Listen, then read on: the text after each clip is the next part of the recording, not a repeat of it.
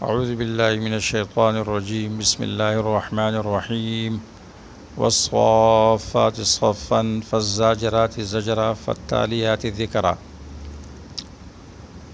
سورۃ الصافات سے چوتھے حصے کا دوسرا باب شروع ہوتا ہے۔ اس میں بھی 3 صورتیں ہیں، ایک مضمون پر چل رہی ہے۔ صافات، صاد، زمر، ان تینوں صورتوں میں عز المصطفین یعنی اللہ کی برگزیدہ مخلوقات، انبیاء علیہ السلام کا عجز، فرشتوں کا عجز اور ان کے ابتلاءات کا بیان کیا گیا ہے۔ تو وہ معبودیت کے مستحق کیسے ہو سکتے ہیں؟ تو صافات میں یہ ہے کہ وہ سب اللہ کے طرف عاجزی کرتے تھے۔ سورۃ صاد میں اس بات کا بیان ہے کہ ابتلوا بالمصائب، ان کو تو ابتلاءات کا سامنا کرنا پڑا۔ اور پھر زمر میں اس کا خلاصہ ہے فاعبد اللہ مخلصا لہ الدین، الا للہ الدین الخالص۔ سورۃ صافات مکی صورت ہے، سورۃ انعام کے بعد نازل ہوئی ہے، نزول کے اعتبار سے 56 نمبر ہے۔ سورت کا پہلی سورت کے ساتھ ربط نمبر 1، سورۃ یاسین میں شفاعت شرکیہ کے عقیدے پر رد تھا، تو اس صورت میں اس کی علت بیان کی جاتی ہے، اور وہ علت کیا ہے؟ مستفین کا عجز اور ان کا تضرع احتیاج اللہ کی طرف، کہ برگزیدہ لوگ، منتخب لوگ، وہ بھی اللہ کے سامنے عاجزی کرتے تھے، گڑ گڑاتے تھے اور اللہ کے محتاج تھے۔ نمبر 2، سورۃ یاسین میں عقلی دلائل پیش کیے گئے تھے، اس صورت میں نقلی دلائل پیش کیے جاتے ہیں فرشتوں سے، انبیاء علیہ السلام سے۔ نمبر 3، پہلی صورت میں بعث بعد الموت کا اس بات تھا، اس صورت میں یہ ذکر کیا جاتا ہے کہ قیامت کے دن لوگوں کے احوال کیسے ہوں گے۔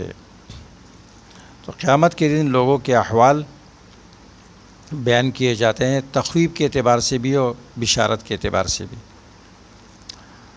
سورت کا بنیادی مضمون ہے اثبات توحید،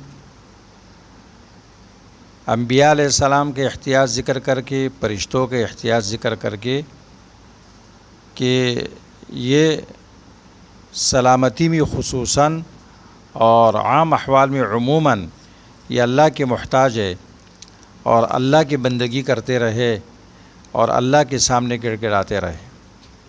فرشتے، انبیاء یہ مستفین ہے اور یہ اللہ کے عباد ہے۔ جنوں کی حالت ذکر کی گئی کہ جنوں کی کیا حیثیت ہے، وَلَقَدْ عَلِمَتِ الْجِنَّةُ إِنَّهُمْ لَمُحْضَرُونَ، جن کیسے شفعاء ہو سکتے ہیں، یہ کیسے معبود ہو سکتے ہیں۔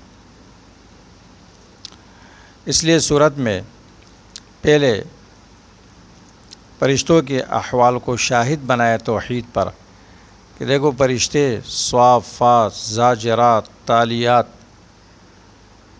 ان کے احوال پر اللہ نے قسم کھائی، ان الہکم لواحد، آیت نمبر 1، 2، 3، 4 میں۔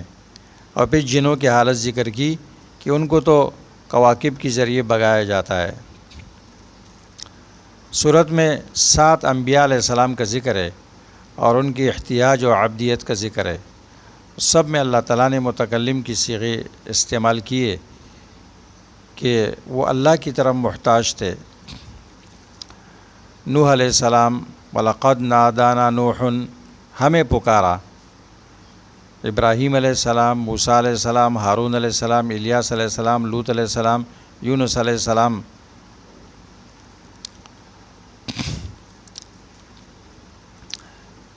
ان سب انبیاء علیہ السلام کے احتیاج ذکر کیا گیا ہے، ان پر ہونے والے انعامات کا ذکر کیا گیا ہے۔ ابراہیم علیہ السلام کا قصہ پھر 83 سے لے کر 113 تک ہے۔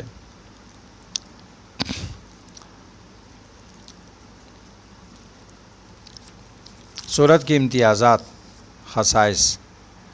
نمبر 1، اس میں احوال الملائکہ کا بیان ہے، فرشتوں کے احوال۔ نمبر 2، جنات کے احوال کا بیان ہے۔ نمبر 3، انبیاء علیہم الصلاۃ والسلام کے احوال کا بیان ہے۔ نمبر 4 اس میں نوح علیہ السلام کی اولاد کو باقی رکھنے کا تذکرہ ہے، وجعلنا ذریتہم الباقین۔ نمبر 5 اس میں اسماعیل علیہ السلام کی ذبح کرنے کا واقعہ ہے۔ نمبر 6 اس میں الیاس علیہ السلام کا ذکر ہے اور اس کی قوم کی شرک کا ذکر ہے کہ بعل بت کو انہوں نے الہ بنایا۔ یونس علیہ السلام نمبر 7 یونس علیہ السلام کے واقعہ کی تفصیل ہے۔ نمبر 8 اس میں اللہ کا وعدہ ہے، اللہ کے وعدے کا ذکر ہے مرسلین اور پیغمبروں کے ساتھ۔ نمبر 9 اس میں مشرکین، تابعین اور متبوعین کی جھگڑے کا بیان ہے۔ خوب لڑیں گے پھر وہ تابعین و متبوعین۔